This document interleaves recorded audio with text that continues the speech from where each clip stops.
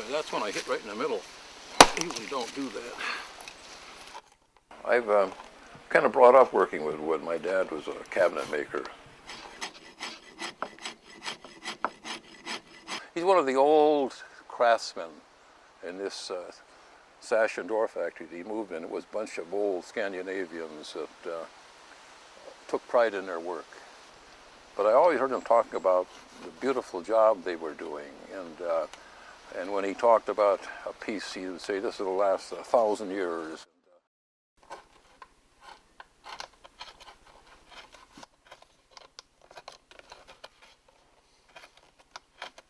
But we just had a couple of tulips out here that Joyce had gotten, and I happened to look inside it, and it was the most beautiful, boy, like an art exhibit, just looking inside of a tulip, just beautiful. Of course, I simplified it quite a bit, but I just said, I'm going to have to try something like this. You're always looking for ideas. You need an idea as an artist to work from, and I've been awfully lucky living around this area because of the variety in the landscape and the variety in the seasons. You know, the valley, Red River Valley on the west, and the lakes and the trees and hills in the east. So there's been a wealth of ideas. Otherwise, I'm not sure if I could come up with new things without having nature to. Nature is, of course, for me, the best teacher.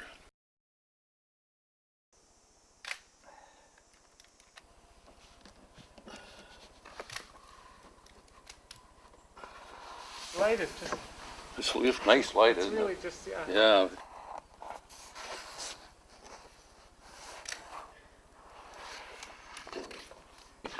You have to have a pretty good idea what you're going to do and have it pretty well planned. On the other hand, you got to be open to some of the accidents that happen and take advantage of them because they might be better than what you had planned on doing.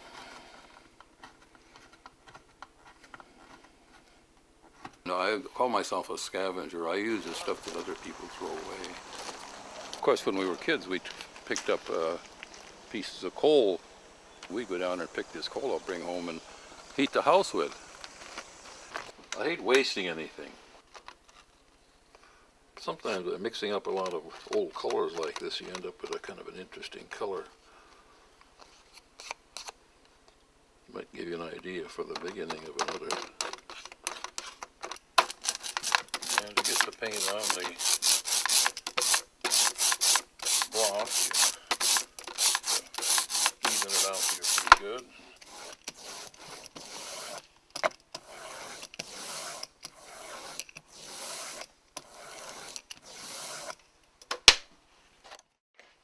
It's kind of exciting to see what it looks like after when you do print it.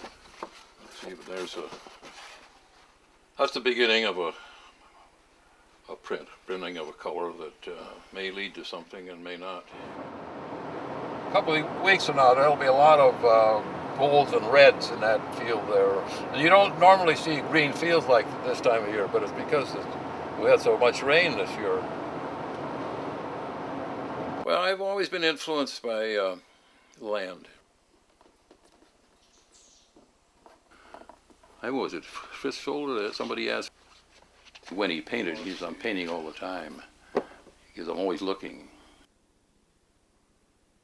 And I think I have a tendency to look when I'm driving around. There's a lot of water around now that usually isn't water this time of year because of say someone's already cut their corn. They're harvesting corn. They're starting. And you never know when you might see some hay. I've never done this before, and it looks kind of interesting. I've done a few birds. When I finish a print, sometimes I get a little bit, stressed out on printing. I don't have an idea for when I feel the need to do something that's less challenging. And I like to think of my birds being somewhat like my paintings. There's kind of an abstraction of an idea.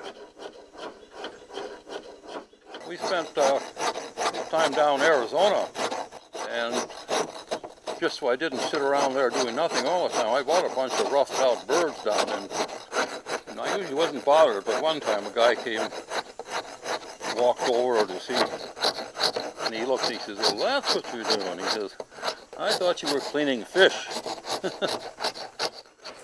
Well, Minnesota's got the ball again. They have, and they haven't scored? They had the kickoff and Minnesota received.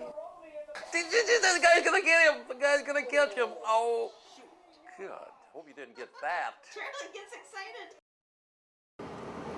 I happen to be I guess, a regionalist. I relate to the area where I live, and I need that. I'm experimenting now with one other egret with the head down somehow. I hardly ever end up with what I originally planned. It always changes in the process, and that's just the way I think can work. Oh, there's a drawing I did. Many times I don't get my ideas from one specific place. I get it from a composite of things that seem to work together. Of course, in the end, it's much different in terms of color, shapes, and everything else.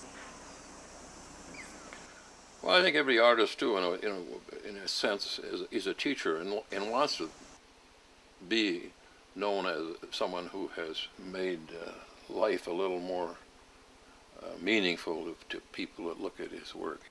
How are you like your pictures? That's a good question, I guess. They're like me because they're the way I see things, and you'll never see a bunch of fish houses this color and this evenly spaced.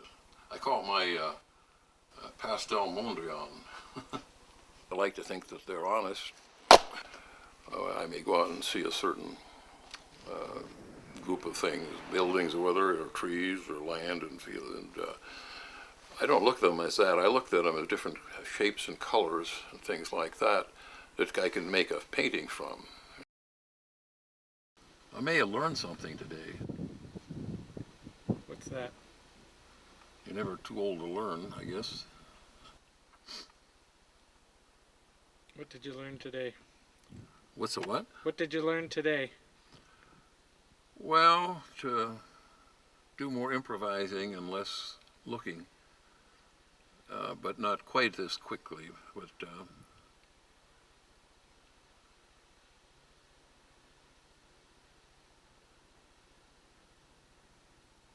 sometimes you learn things, but you're not sure what you learn. But you just feel you grew a little. There's a mystery about art, and I like to think an artist tells you something new about the subject, a different new way of looking at it. Wow. Yes, I guess that does brighten it, doesn't it? It's very alive. Well, I keep seeing things that I did wrong. You're what? Oh, well, I think little things, Oh, that's what makes it interesting, probably. Yeah. Okay. I think there has to be some mystery to every work of art, something that you can't quite describe or put into your words.